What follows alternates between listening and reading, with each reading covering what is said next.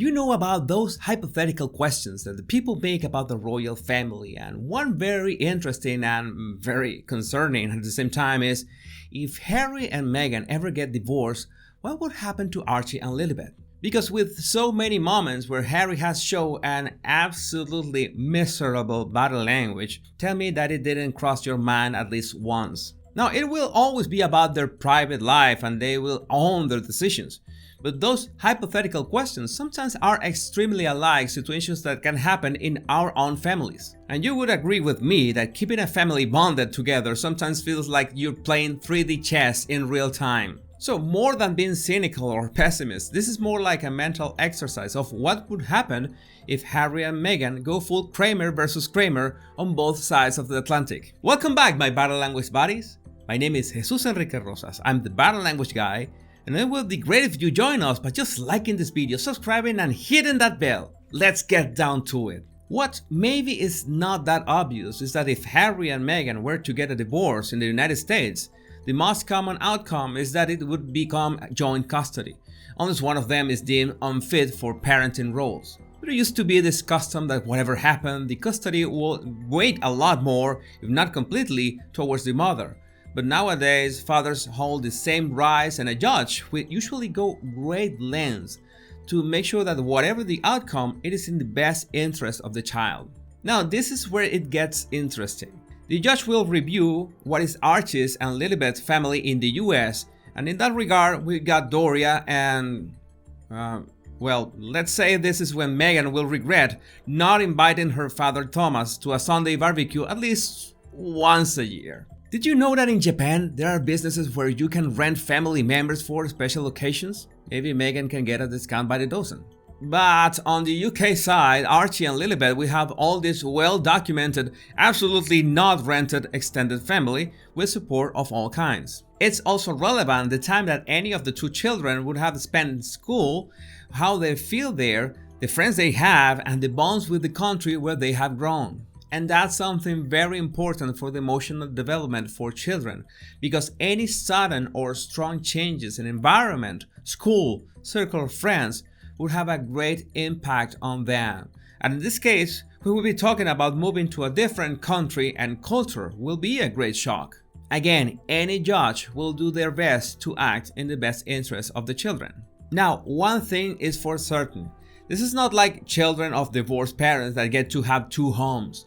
Because for that to happen, then Archie and Lilibet will have to endure more than 10 hours of travel, coming and going, just to see the other parent, depending on which country they end up living in. No judge will allow this nonsense. Not in the US, not in the UK. So most probably they will be living in either country, and it's the parent at the other side of the Atlantic that will travel to see them. I have no doubts that both Meghan and Harry will also treat their children as a priority, even if they decide to go separate ways. But there's also the fact that each one of them as adults will want to have their own professional space. Be parents, but at the same time be professionals. That's part of having a balanced life, and in fact, it improves their experience and their time dedicated to shared parenthood. So it's no wonder that Meghan would choose to remain in the US, because there's where most of the opportunities that she and Harry have been building for her career. I think no one sees Meghan with any intentions of going back to the UK. But that complicates things, in the sense that Meghan is going to stay in the US so she can have custody, but at the same time pursue her professional endeavors. And that will be a big question from the judge. How much time are you going to dedicate to motherhood, and how much time are you going to leave them with a nanny or with Doria when you're working on your career? And this is a reality that is tough for any woman, and I would like to explore that in another video, especially Generation X women, where society demands that they do everything perfect at the same time, both having a thriving career and being excellent mothers, not to mention sexy loving wives for their husbands. That's a utopia that only creates mental breakdowns in women that are constantly pressured into living 3 separate perfect lives in just one. But again, that's a great topic for another video. Now, regarding the Queen, some people claim that she's got legal guardianship of all the children of the family, and this is simply not exactly true. This is a misconception all the way back to 1717, when King George I and his son, George II, weren't on the best terms. One of the issues that they were fighting over was the parenting skills of the younger George. The king was really worried about his grandchildren and the future of the monarchy, so he created a law known as the Grand Opinion for the prerogative concerning the royal family. Under this law, the king became effectively the legal guardian of his grandchildren and had the final say over their education and marriages. But what is relevant here is that this was a royal prerogative and not an act of parliament. So it has little to do with today's monarchy and it's really hard to hold up legally. In simple terms, Her Majesty the Queen doesn't have any extraordinary legal authority over her great-grandchildren.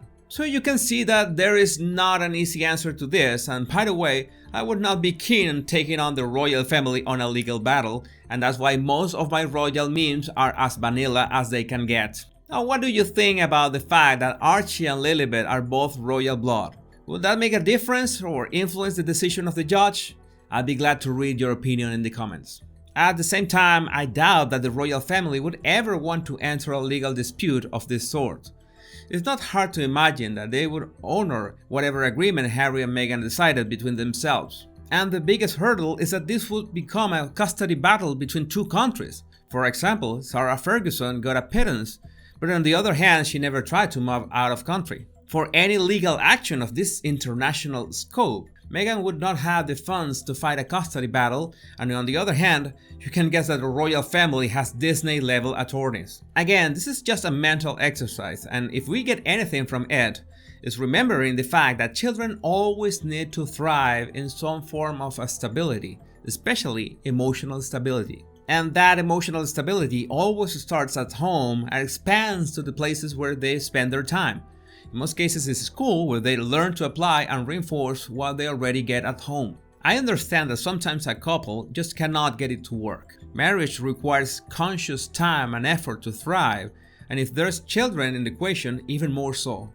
And things turn really worse if one or both parents use them to blackmail the other. And sadly, this happens with too much frequency and it's really hard to detect, let alone be stopped. What children need the most is the assurance that at least at home, whether if it's with both parents or with shared custody, there's always that feeling of invested energy in their well-being so they can develop the emotional tools to thrive in future circumstances. A divorce will always hit them hard, no matter how many times you'd like to tell yourself the opposite to feel better. That's when being human, both with your partner, with your children, and yourself, becomes one of the most important tasks you'll handle if you are going separate ways. If you want to support my channel and help me make more videos, all you have to do is like, subscribe, and hit that bell so you don't miss any of my body language analysis and tips.